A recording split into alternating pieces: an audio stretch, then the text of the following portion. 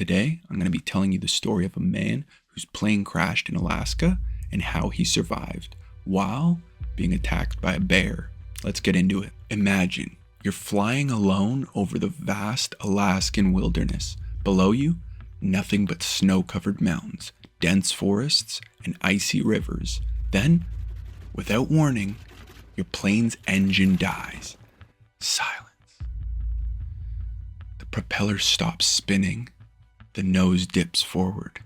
You're plummeting towards the ground. That's exactly what happened to Theodore Ted Salzy in 1993. And this is the unbelievable true story about how he survived 2 weeks alone in one of the Earth's most brutal environments. Ted was an experienced pilot. He had flown over Alaska many times, but on this day, something was terribly wrong. Mid-flight, his engine suddenly failed. His plane began falling out of the sky. He fought to control it, scanning for a place to land, but all he saw was ice, trees, and jagged rocks. Bracing for impact, he pulled the controls, hoping to soften the crash. Pull up, pull up. The plane slammed into the frozen ground, flipped, skidded through the snow. Then, silence. Ted was alive, but barely. The first night, he was trapped in the wreckage, bleeding, a broken leg, a dislocated shoulder, the temperature well below freezing. If he didn't find warmth immediately, he'd be dead by morning. With no tent, no sleeping bag, his only option was the ruined plane. But metal sucks the heat from the human body. He had to find a way to stay warm. And that's when he found it. A cheap plastic lighter in his coat pocket. It wasn't much, but it's the exact thing he needed to survive. Ted flicked the lighter over and over, struggling with numb hands. Finally, a tiny flame. He burned scraps from the plane's interior, rationing the fuel carefully. That tiny flame kept him alive through the first night. But by morning, one thing was clear. No one was coming. By the third day, the hunger was unbearable. Ted had no food, no emergency supplies. His body was shutting down. Then, he heard something. Water. A stream in the distance. He clawed and dragged himself through the snow towards it. There, half-frozen fish struggling against the icy current. Ted had no fishing rod, of course, no tools.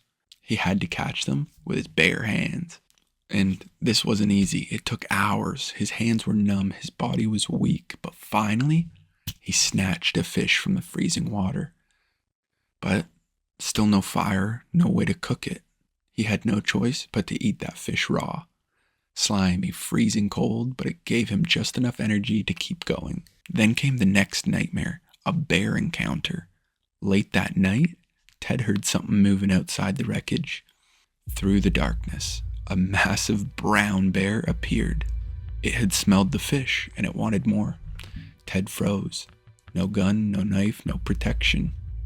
The bear circled the wreckage, sniffing the air. Ted gripped a jagged piece of metal from the plane, a makeshift spear. It was his only defense. For 2 hours, the bear watched him. Then, just as suddenly as it arrived, it turned around and disappeared into the trees. Ted survived another night, but he knew it would be back. After an entire week alone, Ted was starving and his body was shutting down even more. He needed to get out, and get out now. That's when he had one last idea, a signal fire. He looked around and found what he could use. He found a seat cushion and tore it from the plane, stacked them up, and lit it on fire. Thick black smoke rose to the sky, and then the sound he'd been praying for. An airplane in the distance. A pilot flying over the mountains saw the smoke. Rescue was finally coming for Ted. When they found Ted, he was moments from death. Frostbitten, starved, and exhausted. Doctors later said his survival was a miracle, but Ted Salzy had done what seemed impossible. He had no weapons, he had no food, no survival gear at all. All he had was a cheap lighter, piece of metal, and the will to survive. And in the end, that was enough. And listen, the wilderness doesn't care if you live or die. It will test you, it'll break you, it will bury you if you let it. But survival is about one thing, as we've learned from our stories, never giving up. Well, I hope you guys enjoyed that story. Switched it up a little bit. I feel like I was mainly doing deserted islands and desert stories, so it was fun to have something out in Alaska.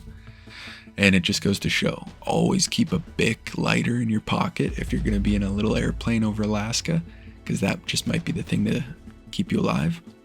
If you've been enjoying these survival stories, really means a lot to me if you subscribe, click the like button, and leave a comment about what you thought of the story or a suggestion for next time.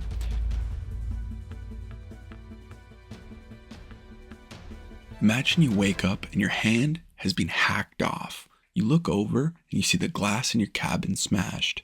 You don't know what's going on. You try to leave and the door to your cabin is unable to open due to the snow.